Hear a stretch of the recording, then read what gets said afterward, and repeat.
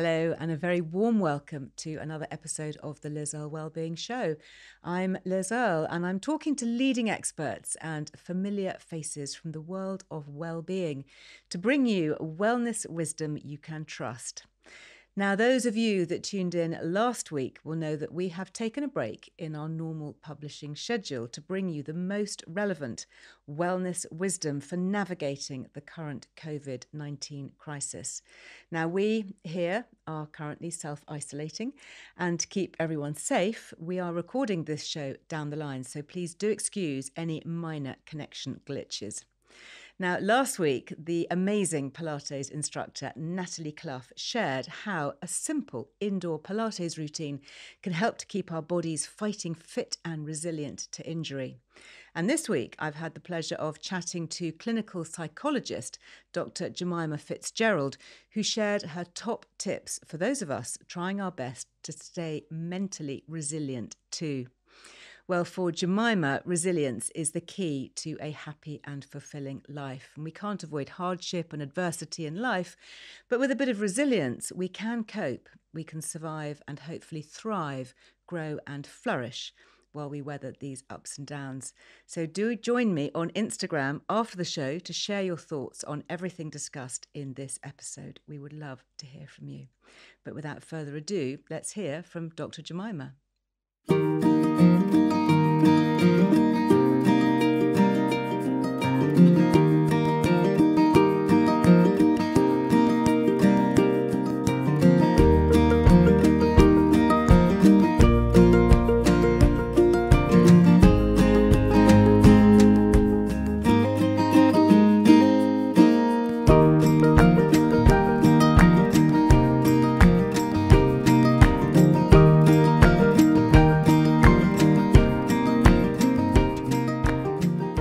Jemima, thank you so much for finding time to talk to us today. You're very welcome. It's a pleasure. Well, thank you. How are you finding lockdown, first of all? Well, it's a very interesting time, isn't it? I mean, we've never known times like this. And I think lockdown has been such a quick change. We're having to adjust. I'm personally having to adjust very quickly. You know, my work has adjusted. Family life has adjusted. You know, so my husband's a prison officer, so he works in prisons every day. So he goes in and comes home, and in a way, his life, although it's got more scary, is normal. Yes. But for me, my adult daughter living at home, where life has really changed, and it's amazing how many things you miss that I thought, gosh, I took that for granted before. The normal things of life, but also how quickly it's possible to adapt and how quickly you find other ways to connect with people, and that whole feeling. And I know it's a cliche of we're all in this together, you know. And I'm so obviously we'll talk about resilience, but that feeling of there's something very shared about this experience has really hit home to me.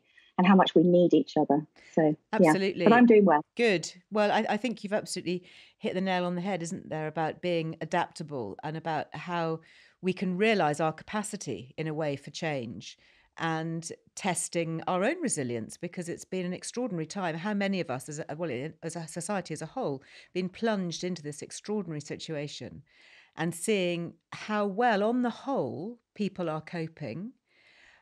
Is that because we are naturally resilient, do you think? I mean, are we resilient creatures? Oh, I think we're incredibly resilient creatures. I think human beings, you know, we've survived as a race, we've survived atrocities, we've survived all sorts of things, and we adapt, we're resilient. Some people are more resilient than others, but for me, you know, resilience is something that can be learnt and sort of changes as we go through life. Sometimes we feel more resilient than others, and you know, when I'm talking about resilience, I'm talking about that ability to cope when things are tough, when you're going through a hard time, when you're up against it, especially when you're in a situation where you feel out of control and you're stuck and you're trapped. All of that stuff is really hard, but we can learn how to become more resilient. And I'm very keen that we look at resilience through a lens of compassion. So it's you know, some people have real misconceptions about the word resilience and think it's about toughening up or getting on with it, or being a bit stronger, or being positive all the time. And it really isn't that. I mean, obviously, sometimes we do need a bit of grit. Sometimes we do need to sort of try and look at the positives. Of course, that's part of it. But, you talked about adapting. And there's this Japanese proverb I absolutely love that says, the bamboo that bends is stronger than the oak that resists.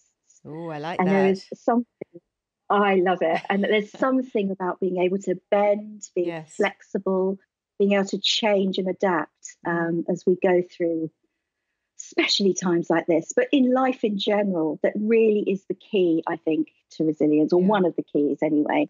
Well, we'll get into some specifics in a moment, but I'm interested to know how you first became interested in the whole subject of resilience in the beginning.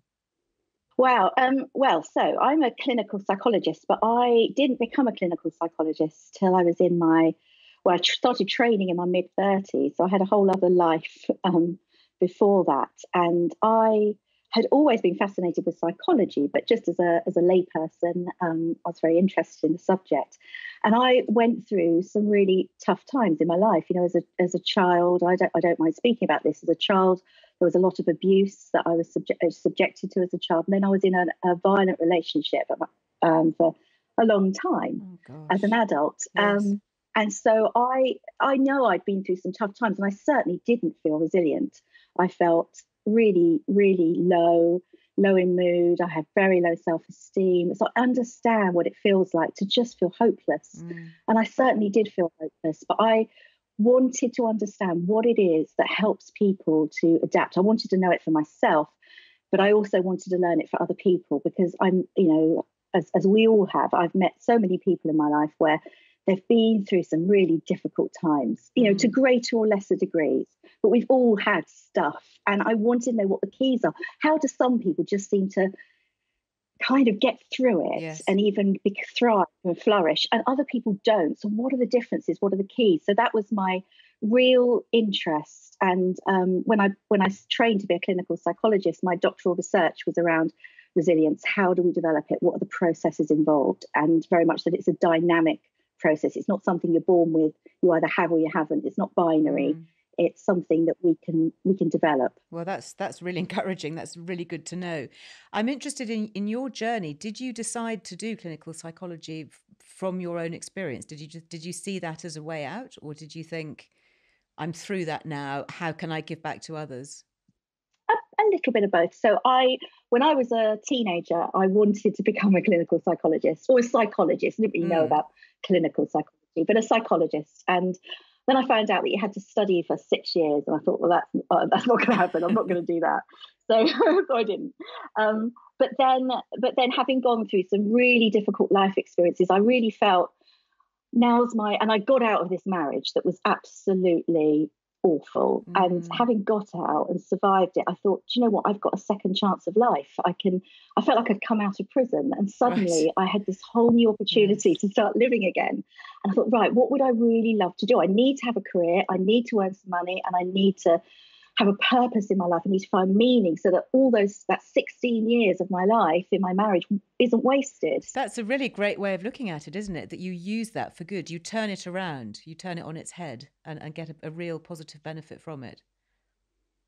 100%. And that is actually what I now know, I didn't know at the time, is fundamental in resilience. Is the idea that no pain is ever wasted. So we all go through tough times in life, and if we come out of it, sometimes during it we see what the hell, what's the purpose of this? But if, having gone through it, we can reflect and say, what did that teach me? What did I learn? Not that we would ever have chosen it, because none of us would ever have chosen adversity or tough times or any of that stuff, but having had it happen to us, what can it teach me? What can I learn from it?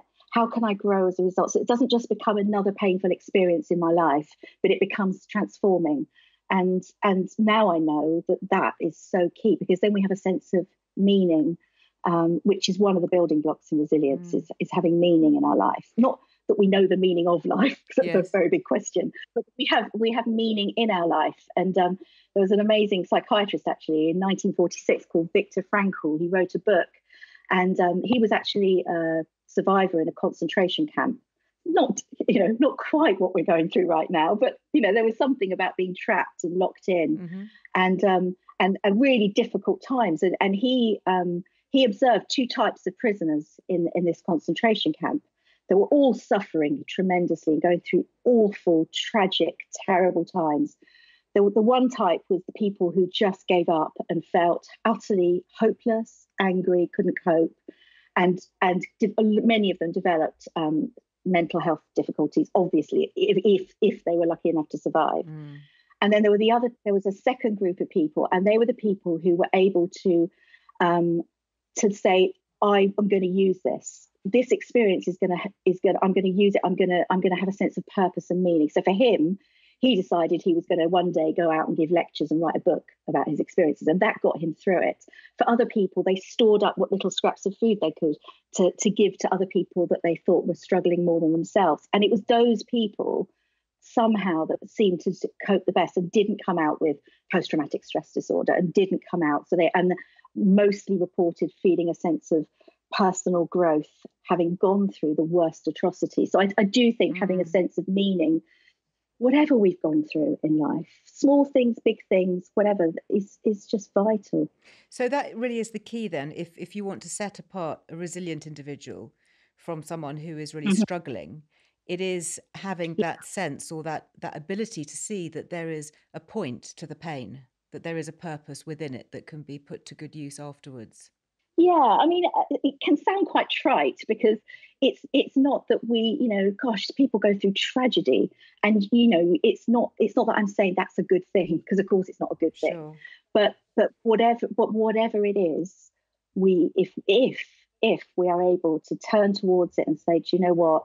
Thank God that's behind me. What can I learn from it? What did I learn about myself through it? What did I learn about life, the world, all of that stuff? Then that's going to help. I mean, it's not the only building. There's I would say there's three main sort of aspects, I guess, to finding resilience, building resilience. But that's definitely one of them. Okay, well, let's come on to those. But then would you say that people who've had a really happy-go-lucky, carefree childhood and upbringing are perhaps going to be less resilient when they're older? If tragedy or downfall befalls them, are they going to be less able to cope potentially?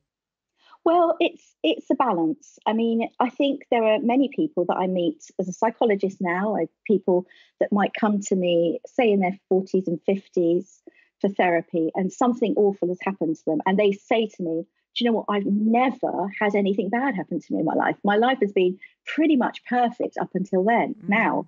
And yes, they do seem to struggle an awful lot because they haven't built up that sense of, how do I recover? How do I know that bad times happen and then they pass and I will get through it? Yes. Having said that, people who've had a really, really difficult childhood, so we have these things called adverse childhood experiences, and there's 10 of them really that are recognised.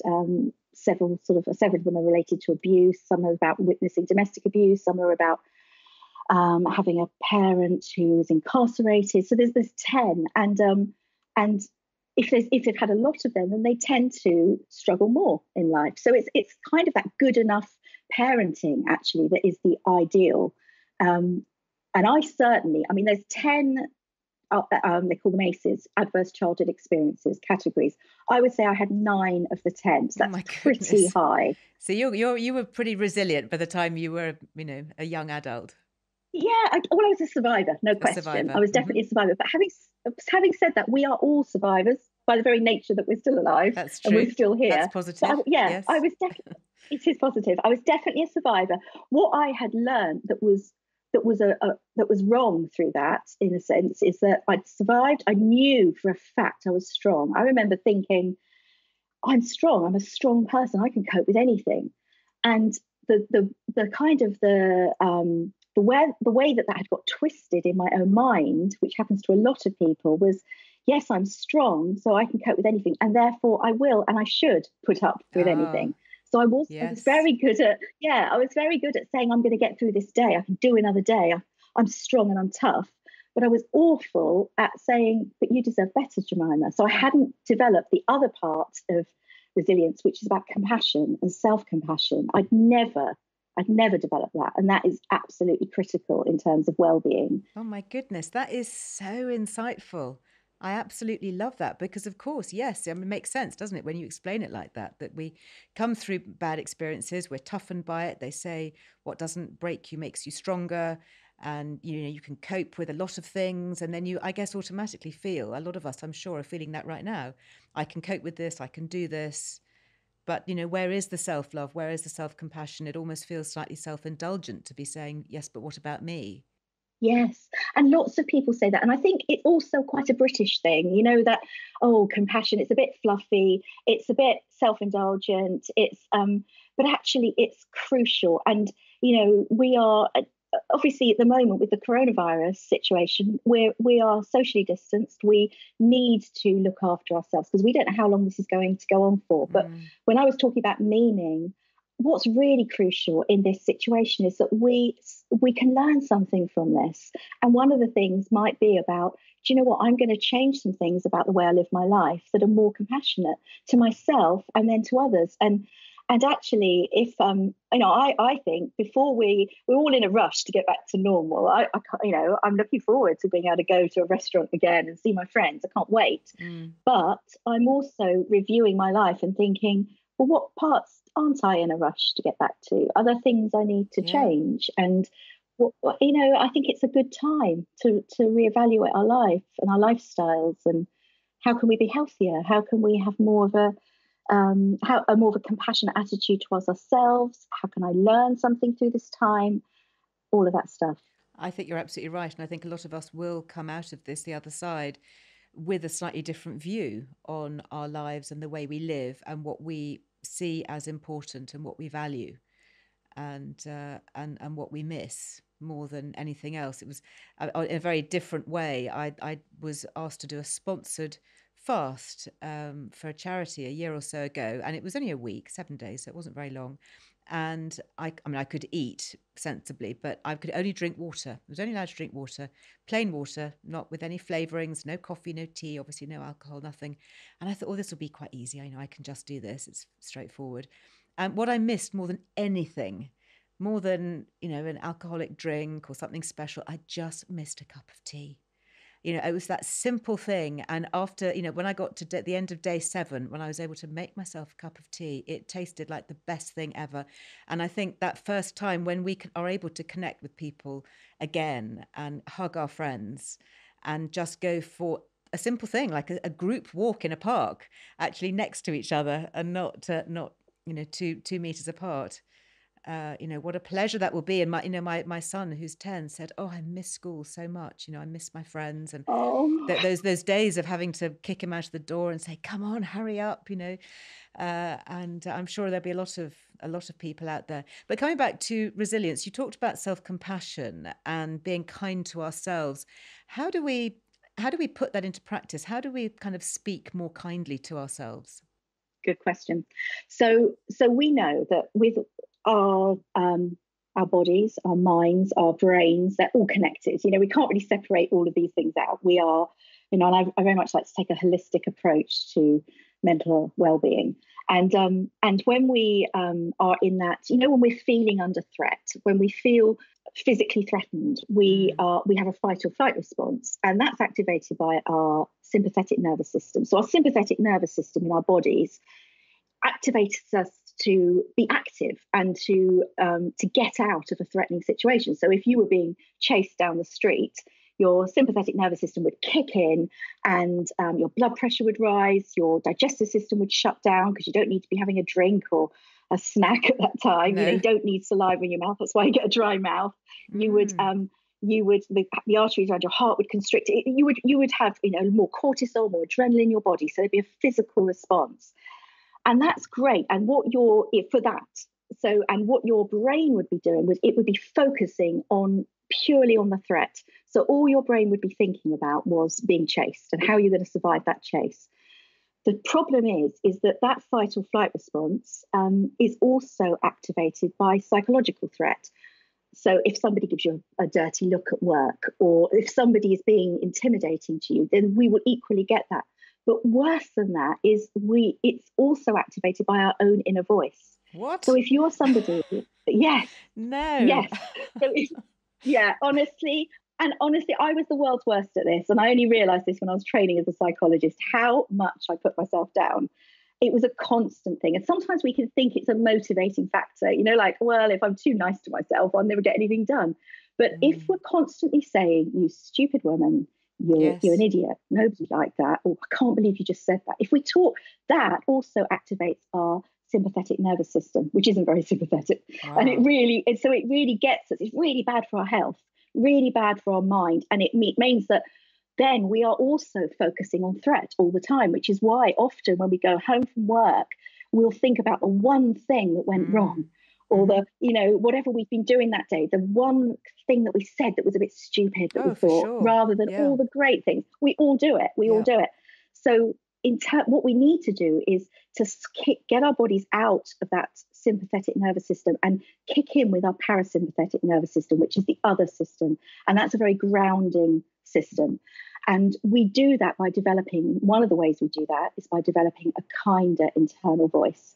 And for me, when I realized how often I put myself down, I thought, gosh, I can't just switch this. I can't just change it. I've had 37 years or something of doing it. So it's going to take a long time to rewire my brain. So I had to do it very deliberately. And it sounds stupid. It sounds crazy, but I would talk to myself sometimes out loud. It's actually, the science says when you speak to yourself out loud, it has more of an impact on your nervous system than when you speak to yourself in your head. So do we really need to stand in front of a mirror and go, you are just amazing? Because I don't know if I could do that. I can honestly say I don't do that. I don't know. What do we have to say? I think I would just feel like an idiot. So for me, it depends how critical you are of yourself. Like, yes. You're a very successful woman, and maybe you don't put yourself down a lot. Well, I don't know. I do. There's always something wrong. Oh my goodness, I mess up, all the time, every day. Yeah. So we all do it. So I started with baby steps. So for me, it was about, if I made myself a cup of tea and I made a nice cup of tea, I would actually say, sometimes out loud, mostly in my head, well done, Jemima. That was a good cup of tea. And what the science says is, if you actually use your name, rather than just say, well done, you made a cup of tea, your name, your brain interprets it as if somebody else has just said it to you. No, so I've never heard that before. That's fascinating. Isn't it fascinating? So if you say it out loud, even better, because then your brain interprets it as if somebody really had. I think your listening part of your brain and your speaking part of your brain are both engaged. But if you can't say it out loud, so in the car is a great time to give yourself a good positive chat about yourself. Yes. But if you can't say it out loud, at the moment we might not be doing a lot of driving. So you can say it in your head, like, well done, Jemima. You made a good cup of tea, or well done, Jemima. That was nice that you just waved at the neighbour there. I know it can sound really crazy, but that's about retraining. That is fascinating. So, for example, I did my hair this morning, and I was doing it really quickly. But I tried using these new hair tongs, and I did quite a good job. So I was quite pleased. And so when I looked in the mirror, I could have said, "Hey, great job, Liz. Hair looks great." And I mean, that feels a bit daft to be saying that, but actually, I guess it would have given me a bit of a boost and perhaps put a bit of a positive spin on what's been, a fairly difficult day, to be honest. And it does have a physical effect on you. So not only then will you it's like someone's just given you a compliment because you've used your own, but it's more likely then to get you out of that feeling of being under threat. And sometimes we get so used to anxiety and threat, we get so used to just an undercurrent, if you like, of that feeling in our bodies that we don't even notice it's there. So it's important to very consciously start to develop a kind way of speaking to ourselves. And honestly, I did this for a long time, and I don't have to consciously do it now.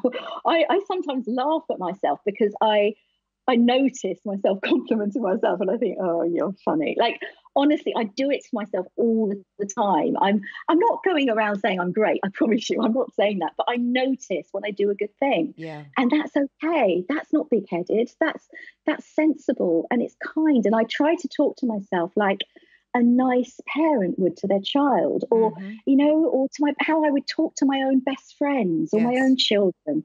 And if I can give it out to other people, why shouldn't I give it out to myself? Yeah. Do you think that there's a big sort of male-female thing here? Because I'm thinking about this, I'm thinking actually a lot of guys I know, they will kind of give themselves a pat on the back, perhaps more than we do as women. Yeah, yeah. They, I mean, I can't always generalize, can you? Men and women but there are some differences, and often men don't have this tendency to feel they need to be modest all the time. In business, we see it in the world of work that often it can feel like for a woman to say, "Yeah, I'm really good at that," that feels really uncomfortable. Whereas for a Yes. lot of men, they've got no problem saying that. No, you're Not all so men. right. Yeah. Mm. It can feel a bit odd, strange, very uncomfortable, but it's good for our well-being, and it kicks that parasympathetic nervous system in, which makes you feel grounded, safe. It reduces your blood pressure. It makes you feel. It helps your brain to think clearly. So if you're in a bit of a situation where you need to think clearly about something, one of the ways is to talk to yourself in a kinder way. And also, it's not just about giving yourself compliments, it's about understanding why you did something. So for me, the hardest time is when you have actually done something wrong. Say if you shouted at your children, and so you do feel guilty. So it's not a case of, well done, Jemima, you were a great mum today. I can't really say that, but I can say, do you know what, Jemima, you're under a lot of stress at the moment. You need to go and say sorry to your kids because that wasn't right. Guilt's we have guilt for a reason. It's to motivate us to put things right, but not shame. Not therefore I'm a bad mother. I'm a bad person. But rather, do you know what? I'm probably like most other parents. I get cross sometimes. Yes. I need to go and say sorry, but I'm going to have compassion with myself. There's a reason. I love that. I love that difference between guilt and shame. I think that's really powerful. Shame is such a blockage, I think, to building our resilience. So when we feel shame, we kind of we separate ourselves out from people, because right now we one of the third building block, if you like, of resilience is connection. So we all need to connect with each other as human beings. We're social beings, and I've done research that shows that when we feel socially excluded from other people, we experience a significant drop in our body temperatures. Gosh. So it's really interesting. So people are literally left out in the cold if they are. Wow, that's a real expression, isn't it? Left out in the cold. I mean, that's amazing. Yeah. I know. So yes, that's fascinating. So we need to connect. Right now, we're social distancing. I like to think of it as physical distancing, yes. Not social distancing, because actually we're physically apart. We can still connect. And we need to look for ways. Yeah. And you're doing it on your, Instagram lives. You're finding ways to connect. I'm connecting more than ever. It's extraordinary, actually, and it's opening up a whole new range of possibilities. And I've connected with people internationally that I haven't connected with before, haven't thought to reach out in this way. So I think there are definitely some positives. I know you've written in the magazine recently about the importance of boundaries. Yeah. How does that come into play here, and why is that so important? And I think you've mentioned that women can particularly struggle here. Yeah, so often women are brought up to be nice, to be yes. people pleasers, and people pleasing is rooted often in shame. There are lots of different aspects to shame. One is, we can feel shame about physical appearance, body image. We can feel shame about getting older. We can feel shame about not being a good enough parent, or our physical or mental health. All sorts of things that we can feel shame about. And so, in terms of how we can connect with each other, it's really important that we find ways to still connect. I've lost my train of thought now. Don't worry. And yeah, it happens, doesn't it? But I'm going to be kind to myself and come back to it. Yes. In a crowded room, we've all had that feeling of being amongst lots of people, but still feeling lonely. So it's not about how many people are around us. It's about feeling that I've got something in common with you. I've got some way of connecting, and these can be tiny little ways of connecting, but also big ways. And so finding ways of connecting, yeah, I would say is the most really, really big part of resilience. At the moment, we're experiencing in this lockdown situation a real sense of collective grief, I would say, because, yes. There's a lot of grief associated with this. Some people have lost their jobs. lost their plans. You know, my oldest son Yes. was due to get married in a couple of weeks, and that can't Yes. happen now. So there's lots of Yes. things that have changed. People have lost a lot of things, and a lot of uncertainty. So really coming for resilience, knowing that, you know, it's a cliche, but we are all in this together. Other people are feeling this too, and we are going to get through it. This will pass, and there are going to be things that we learn from it. But when we've grown up feeling bad about ourselves, or when we've felt shame, we tend to pull in evidence that confirms how we feel and screen out evidence that disconfirms that. If that makes sense, we kind of have an internal working model of who we are, how we relate to Wow. other people in the world, and so every time somebody ignores us or is a bit offhand, it kind of fits. That's like more evidence that fits with I'm not. Right. We just accept it and say, yeah, well, that was, of course, I'm not worthy of Yeah, anything else, really. yeah, yeah, absolutely. That is really quite staggering, isn't it? Now, I know that you wrote a particularly brilliant piece for us online for the website about sharing tips for staying well during this Yeah, particular time that we have of social distancing and yeah. self-isolation for those people who have perhaps been asked to stay at home for an extended period of time, or who have to because they are directly affected by the virus. Mm. Could you share some of those now for those who perhaps haven't seen the online article? Course, yeah. So one of them was about having some structure in your day. So looking at it through the lens of compassion as well. It's not, you know, don't set yourself too high standards, but I do think getting up in the morning at a reasonable time and getting dressed is good. You know, it's very tempting to just sit around in our pajamas all day, and I do I say love that those to my pajamas. teenagers every morning, so I should be quoting you, There you go. Jemima. There you go. So having some structure is good.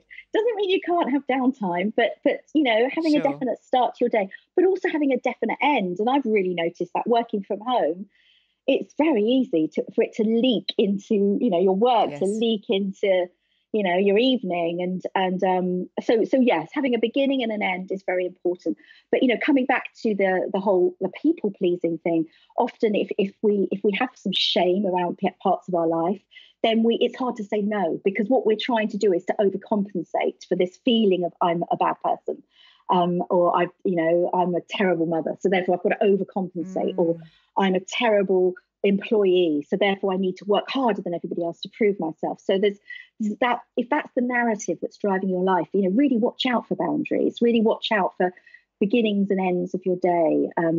And I like to have a little bit of a ritual at the end of my day. Obviously that's changed. Before it was the drive home from work and listening to a podcast, or listening to some music and just sort of switching off. But now I don't do that, but I'll definitely have a cup of tea. I'll, you know, put some rubbish on the TV, something that's just, yeah, my Something. day's Yeah. over. I'm done. I'm done for the day Yeah. now. We've discovered our lovely Pilates instructor that sometimes comes into the Wellbeing Studios. She does an online Instagram free Pilates class at 6 o'clock. And that's just a great time because you can, you know, literally that's the time when we just get out a yoga mat, push the sofas back, and whoever's around does a bit of Pilates. And it does, it's good to be physical, I think, to work Yeah, out some of the stress of the day. yeah, But it is that punctuation point, isn't it? It's saying, right, that's it now. That's my boundary. Now I'm going to move on. definitely. So that's important. It also it's really important that we to find ways to look after ourselves. So coming back to that self-compassion, you know, we talked about coming sort of kick-starting that parasympathetic nervous system, as well as talking kindly to ourselves, also finding other ways that kickstart that system. So it's the rest and digest system, basically, just slowing everything down. So deep breathing, really, really important. If you can find ways to just take in some nice, slow, deep breaths, gets the oxygen flowing to the brain to help us think clearer. Um, or mindfulness or meditation, whatever works for you. Doing some exercise that just gets the blood pumping around your body, gets the endorphins going in your brain. And that exercise can be, you know, really aerobic, or it could be going for a walk. It can be, you know, star jumps in your living room, whatever it is, but trying to do that. Also finding ways to connect with other people, and that could be, you know, I'm using Zoom and Skype and FaceTime more than I ever have before, or phone calls. but for some people in my family, just sending them a card if they're not really into that kind of thing, can be really helpful. Finding ways to connect and touch base and not assume that people are okay. Just Yes. look for ways to just be kind. And I think that's one of the things that's going to really come out of this. I loved it when we all came out of our front doors the other day and clapped at the NHS. I saw people in my street I have never met before, and it was such Yes. a feeling of unity. Yeah. It really moved me, actually, that feeling of, do you know what, we all need each other. And Yes.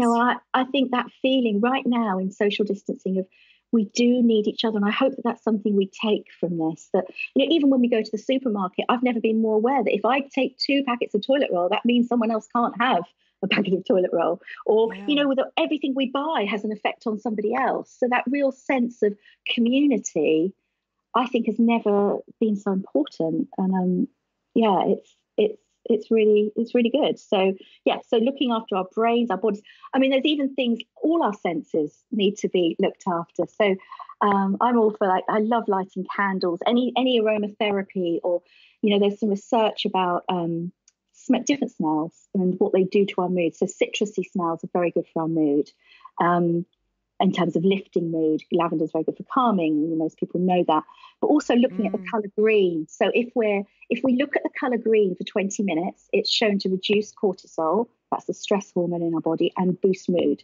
So getting outside, and we know we need a bit more vitamin D. I mean, that's going to be crucial. But getting outside and being able to look at the colour green, if we're lucky enough to be able to get to if we have a garden, if we can look at some trees, if we can walk to a park, anything, that the colour green is we've got a lot to learn from nature at the moment, I think, to help us through lockdown. Fantastic. There's some great tips. There really are. And I think it's nice to end on a positive. The fact that, as you say, these little things about being more socially aware, more socially connected, we will come through this, and we do have the resilience, we do have the capacity. We can be kind to ourselves, kind to each other. And I think, just to remember that we all feel these feelings, to greater or lesser degrees. We're all feeling a bit anxious, some people very anxious. And anxiety is about fear of the future. I've whenever we're scared about something, it's always about what might happen next. Even people that I've met that have been attacked, they talk about, when I asked them, what was the thought that was going through your head while you were being mugged or attacked? It was always, what were they going to do next? It's always about the future. So if we can bring ourselves back to the present, just take some deep breaths and say, right now, I'm okay, I'm safe, I can do this, and talk to yourself in that calming, kind, compassionate way, then that will really help to build your resilience. Brilliant. Thank you so much, Jemima. It's lovely to chat to you. And I hope that once this is passed, we can actually meet up in real life, because it would be nice to give you a proper hug rather than just a virtual one. But thank you for being with us today. I'd love that. Thank you, Liz. I really loved it. Thank you. Bye-bye. Bye. And that is it for today's episode. As always, you'll find all the links and resources mentioned on today's show over on lizearlewellbeing.com. There you can sign up for my free weekly newsletter, which is jam-packed with well-being wisdom and delicious quarantine recipes using pretty much only pantry staples. But a huge thanks to all of you who've left such lovely reviews for the team and for me. It really does help others to find the show, so thank you. And until the next time, go well. Bye-bye.